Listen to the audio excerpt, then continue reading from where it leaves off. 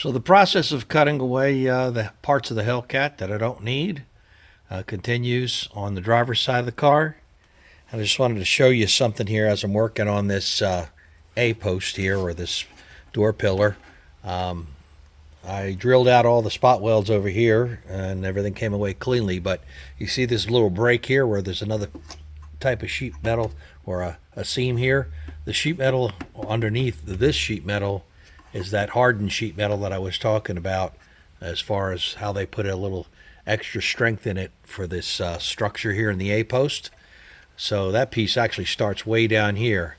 Now the problem with that is if you try to drill these out, your bit will start screaming and immediately it'll burn up, because this piece here is just, you can't drill it out with a regular drill bit. So I just thought I'd show you what I'm using. As you can see over here, these I'm using this, it's a belt sander. It's an air belt sander. You can get them electric too, but they have a little half-inch wide belt.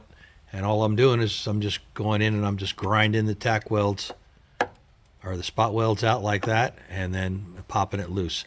That way I don't just ruin all my drill bits trying to get this one little piece out of here. Anyway, I just thought I'd show you that, and I'll move it on.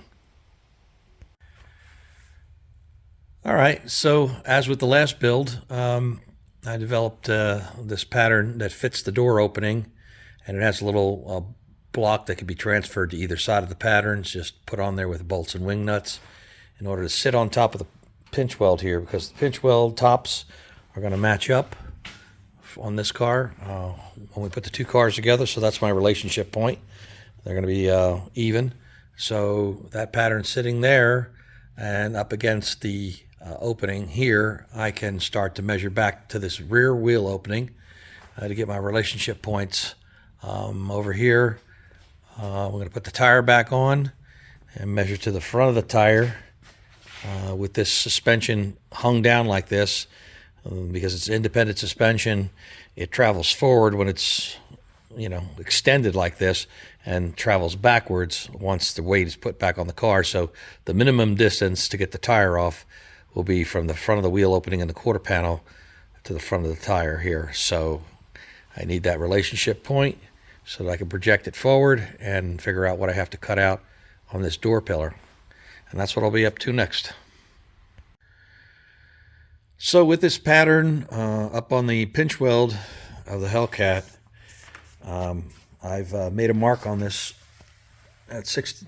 I know it's 66 3/4 to the wheel opening on the quarter panel, the front edge, and I want to make this at least 67 plus inches to the front, the leading edge of the tire, so that when you jack the car up, the tire's drooped, that you could unbolt and take the tire out of the wheel hole.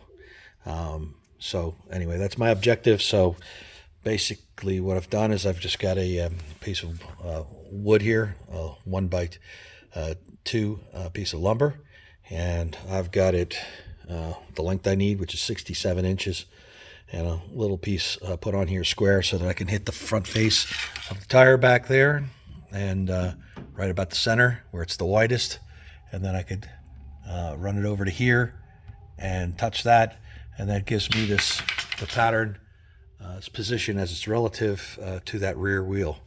And now I can trace this out here, and that's going to be the front edge of this door opening, and then back here, this little bit, it has to be trimmed away. That's going to be the rear edge of the door opening. I know I've outlined a lot of this stuff. I was looking at one of my old videos from last year. I go into a whole lot more detail on the last project, which is Don's Charger.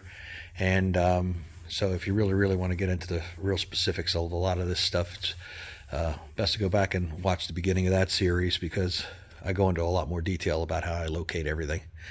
At any rate, that's where I'm starting with this. We're going to move on from here. One of the operations that's going to have to happen before I can get into trimming all of this is the dashboard is currently bolted up to this door pillar with these 3 bolts, and it's hooked in right up here into this slot. Well, the door pillar on the 70 Charger tilts in, comes in like this at an angle.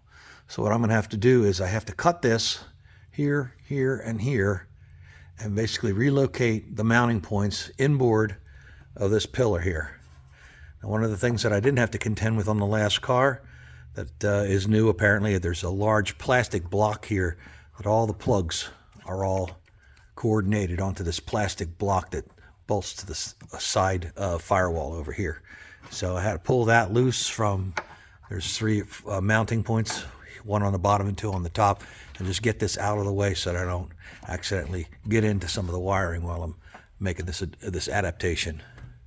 Anyway, I thought that'd be of some interest to somebody, based on the fact that these cars evolve, and there's some things that I've seen on this car that I hadn't seen yet on the earlier models. Well, I've been puzzling over a little mystery here.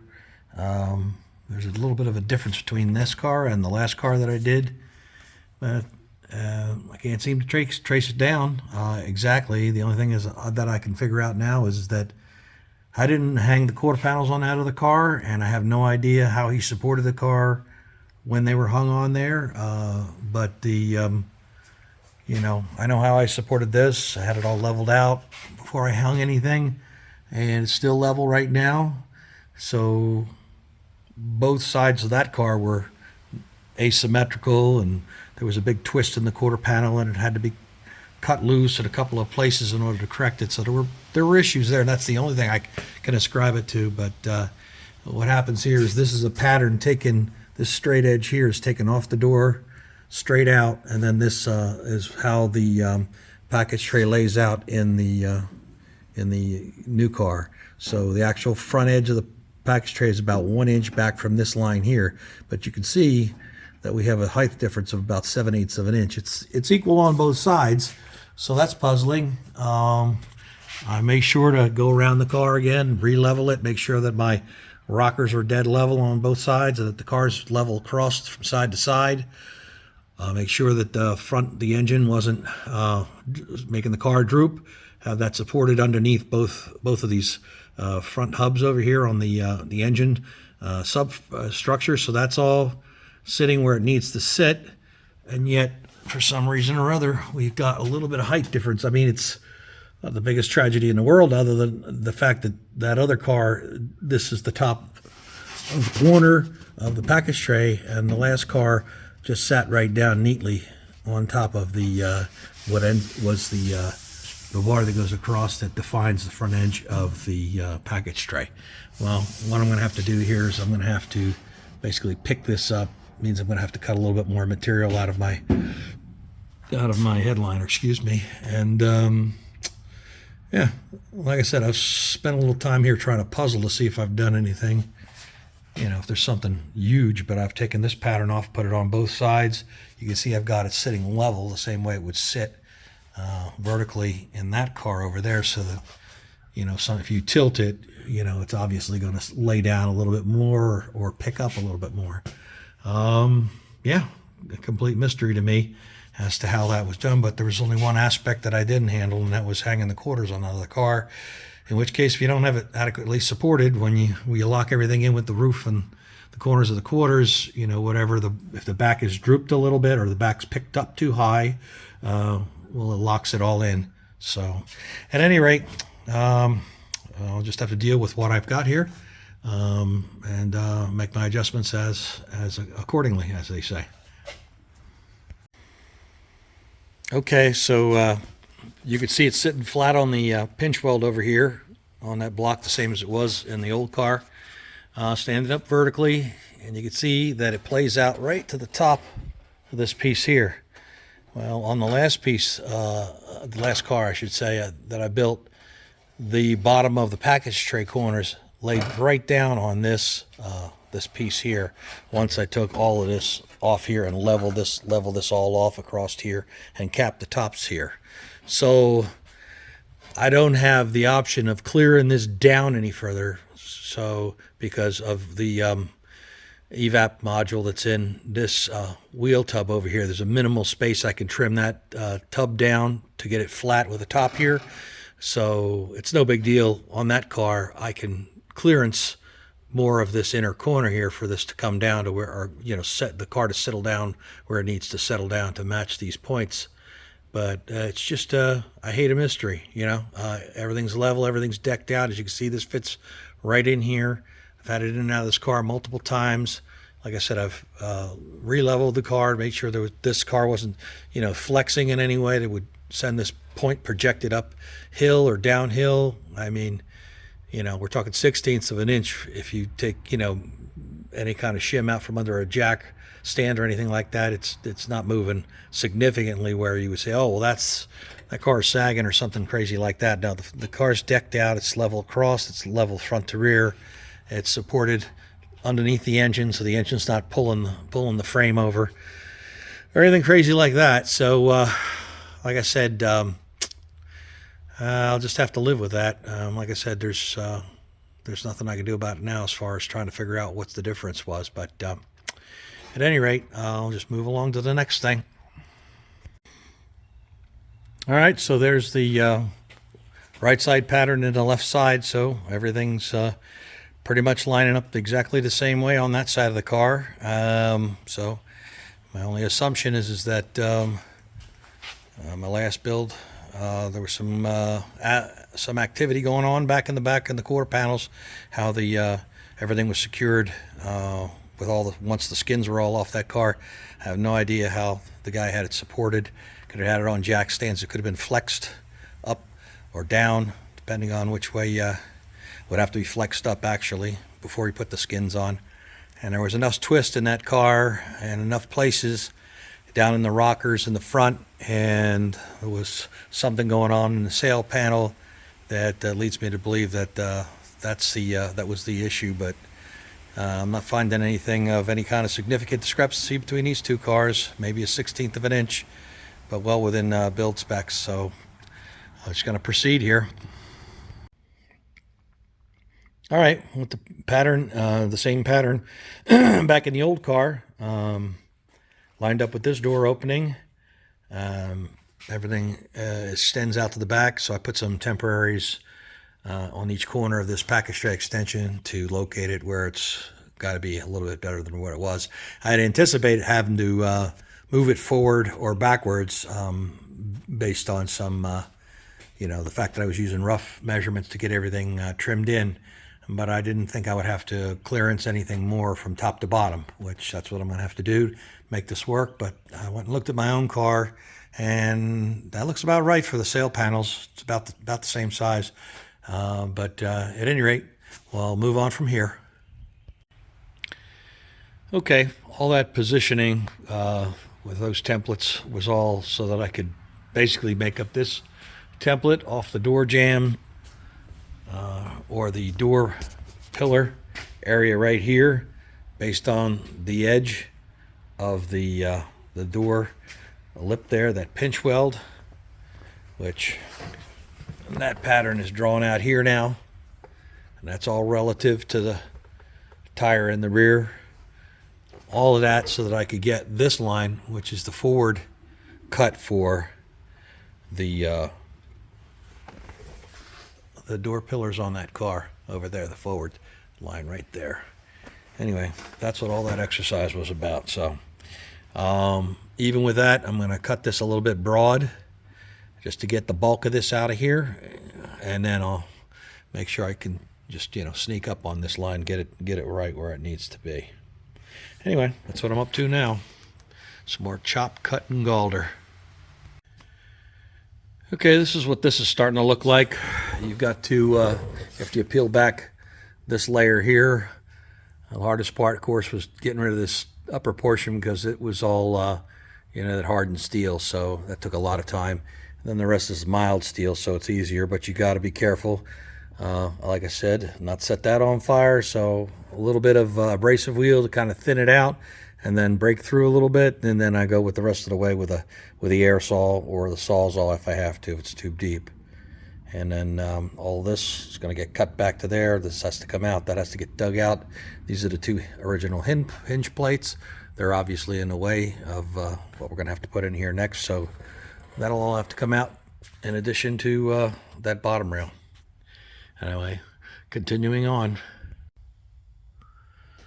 So I've got this cut all the way down vertically along my line now, and I've cleared out most of the foam.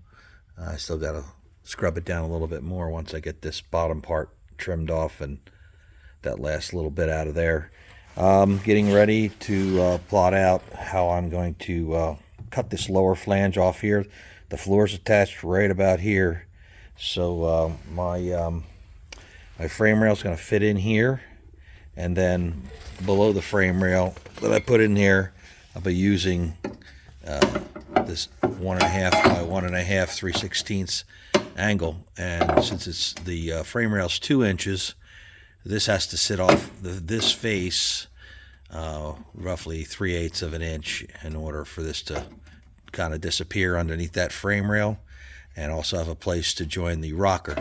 So basically what I've done here is because this has got a curvature in it right here, and I want a straight line on the flat, I've taken a piece of 3/8 inch material and I've cut it with a little bevel here, so that when I force it up against the side here flat, that touches the bottom here, so I can draw a line where I'm going to trim off that bottom piece.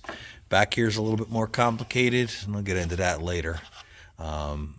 This has this comes out, and I don't want to get into any of this structure. I just need to trim away what I need for the pinch weld to be accommodated. At any rate, moving along here, what I've done here to save my knees on this car, which I didn't slow down enough to do this on the last one, but puts this 2-inch, it's pretty rigid packing foam that anytime I get any of this, I just put it to the side, and it's pretty stiff. It doesn't compress, so that all this area here, including my plugs, it's kind of evened out, so that I just put this triple layer of cardboard on top there. So this, now when I climb in and out of the car, it's a little softer. I'm going to put that welding blanket down over top. Also, since I leave the wiring harnesses in the car, any place where I'm going to be doing any welding, I like to try to protect it with a trick that I learned back when I was in racing, and that's when we had cars to turn around really quickly. We didn't strip them down all the way, and we would wrap the wiring harnesses in just tin foil. It just keeps any hot balls off of landing on the gives it a chance to not get ruined, basically. So I had to pop it all off, pull it away from here, because I'll be opening up these little holes on the side eventually. That's where I actually attach the inner face, just welding around these openings here, and that attaches the frame rail at that point. At anyway, I'm going to proceed from here. All right, just thought I'd show you what this is going to look like. This is this would be the frame rail, the 2 by 4 inch piece of 083 wall, and then you have this 3/16 angle iron, hot rolled angle iron, and that creates the pinch weld underneath. And you can see it's off the inner surface here about 3/8 of an inch to the face of that angle iron right there, the lower leg. So while I can't fit this in here now, obviously, because it's not trimmed off, this will go in here up against that roll, and then once that's trimmed off, that'll slap against that, where that line is, a trim line, and that'll create, this is a little bit recessed from this pinch weld, which is really kind of ideal. And then the rocker from the old Charger will swing out this way down, and then swing under, and it'll be bent down to meet this joint right along here on the bottom edge, where you see these tack welds right here. So that's the name of that tune. So I've got to proceed with the trimming. This back, like I said, is pretty complicated, because this is a jack point actually, so there's a lot of there's webbing and everything else. So just to clear for the angle iron here, this is a bit of a job here, a little bit tedious to make sure you don't cut out too much material here, as opposed to putting the I did this on the last car, as opposed to trying to cut this all out. As you can see, this is deeper here, and then it gets shallow as it comes out here. I'll be relieving the back side of this and leaving as much of this material intact, except for down here where the pinch weld is, probably about, you know, 1.5 inches up from that line. Anyway, that's what's going on.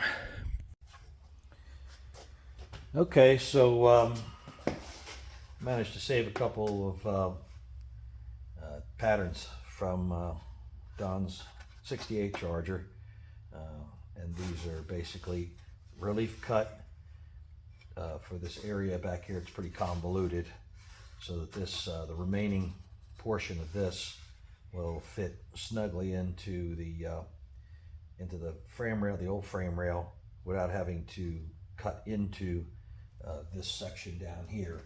So I just made up this substitute so I can unscrew these panels and reverse them for the other side. But this is going to fit in something like this, and that gives me my pattern for what I have to relief cut, and also how high up I need to trim that lower stuff over there. So anyway, got to sneak up on it. You don't want to cut too much away of the existing structure anyway. All right, so it's a really tricky area to have to cut. This piece was in here like this. So what I did was I drew a straight line along the existing line that I already had for where this is 3/8 of an inch out from the flat. It's actually more like a half with this these little protrusions here hold this frame rail off a bit. So it's 3/8 of an inch anyway from this bulge here. And so I cut that first, so I had a nice long straight edge as a reference, and then I projected the straight edge with a piece of sheet metal like this up and over this little arc here until, and you can see this is getting shallower. So where they intersected right here, I knew this was going to be out further, so I was no longer able to use the 3/8 as a measurement. So I've got this straight edged all the way down here to this point, and I cut the top sections off first so that I could expose the floor. I've done this before from the bottom side, and it's just nightmarish. Everything's falling in your face and everything. So I was determined to try and get this thing done as much from the top side this time as possible, so it was cleaner. At any rate, so what I'm going to do now is I'm going to get a longer straight edge. I'm going to go from, you know, further down the car so that I can project this line now on this little bit of floor. And you can see this, all this reinforcement here. This is a jack point here. So I'm cutting basically right in front of that jack point and maintaining all the integrity of that. And then what we'll have is the pinch weld, the piece of,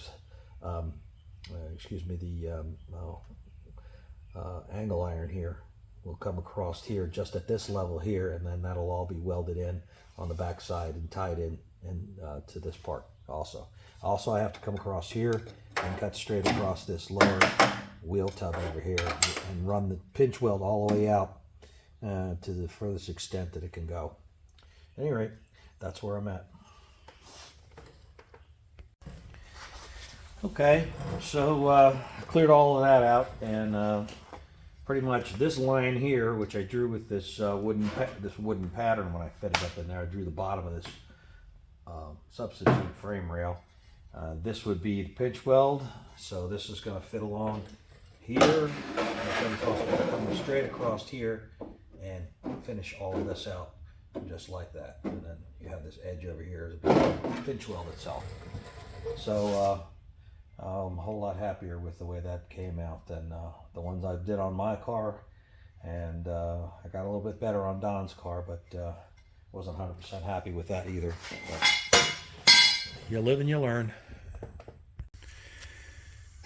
In the past, I've basically left this forward section of the lower rocker. I've left this in place, and then use this cavity to slide the frame rail in there behind this section here. And but by the time you're done, then you have all these various layers that you have to cut away and reconcile over here, and everything's really thick up here, so it's really difficult to get a really neat job going in this area because things are starting to curve around to the front. Basically, it's very convoluted to do it that way, so I've decided to try and simplify things by cutting out what remains of the old frame rail, which is not much, and go ahead and run the frame rail all the way, my new frame rail I should say, all the way to the front, and then just simply cut this off to run my pinch weld all the way up to the front of this existing pinch weld. Just trying to simplify it.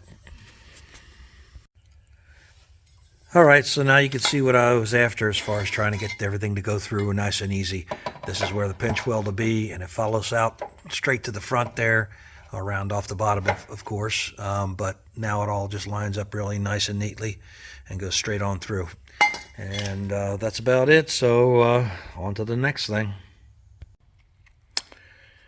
All right, so here's the frame rail. I took my wooden pattern and I transferred it onto the top of the bottom of each one of these legs of the frame rail, and cut it all out so that it fits neatly into that little jumbled space right there. And I fit it back up there a couple of times, relief cut the front so that it fit into the round of the front of the existing, this front section over here. You can see it's got a little rounded aspect to it. I'll be putting some transitional plating in there also to hold it firm to that area, because I can't reach in and weld it really good way up near the front. So at any rate, I've also gone ahead and marked and drilled these holes that there's little plastic plugs that hold the wiring harness into place through the inside of the rocker. And so I put some clearance holes there so that there won't be any interference plugging those back in. There's another large relief hole over here, which corresponds to that welded nut right there that holds the bottom of the seat belt. So I clearanced for that. I didn't have to clearance for the plate, however. I didn't have to put a big rectangular slot there for that, because these the spots where I'm going to weld to from the inside here, they've got a little stamped profile, so they're sitting out about the same depth as this. So when this is tight, this doesn't really interfere. So these 4 areas are where I'm going to weld the inside of this frame rail, and then also I'll be welding along here on the bottom side, and then I have to put some transitional plating right in here, a little funny cut here, and then I'll be welding it up over here. So this whole thing will be pretty solid over here before I even put the pinch weld piece on, or the cold rolled angle iron. So that's what I'm up to, and I'll just keep on going. All right, so that's one frame rail in. It's welded in. I've got the pinch weld also welded on. The piece of 1.5 by 1.5, 3/16 is welded here, and also to the bottom of the car where it was trimmed there. And also it's been plated over here to join it to this front pinch weld that's behind the tire. You can see it runs all the way through, all the way out to the other end of the car. I've plated it on the top side over here and made sure that when I did, I pulled all my insulation away. It's held back by a little block of wood stuck in there to make sure I don't set that on fire while I was welding that up. I've got a little mend plate going here to stabilize this pinch weld here to the top of the frame rail. I've got this little mend plate here to take up there was some gapping on the top of this frame rail, so rather than try and bridge it with welding, which is kind of goofy, I went ahead and made a little plate here to make sure it was nice and tight. Another plate here, and as you can see, this goes all the way out through the back of the wheel opening here, and I'll have to trim a little bit of that away on the top side before I seal that up. But that's about it. And so I still have to do that modification to the side of the door posts in order to lean this door pillar in and move that aspect of the dashboard. So I'll probably take care of that next before I move on and repeat this entire process on the other side of the car. So I'd like to thank everybody for tuning in again, and I will see you on the next one.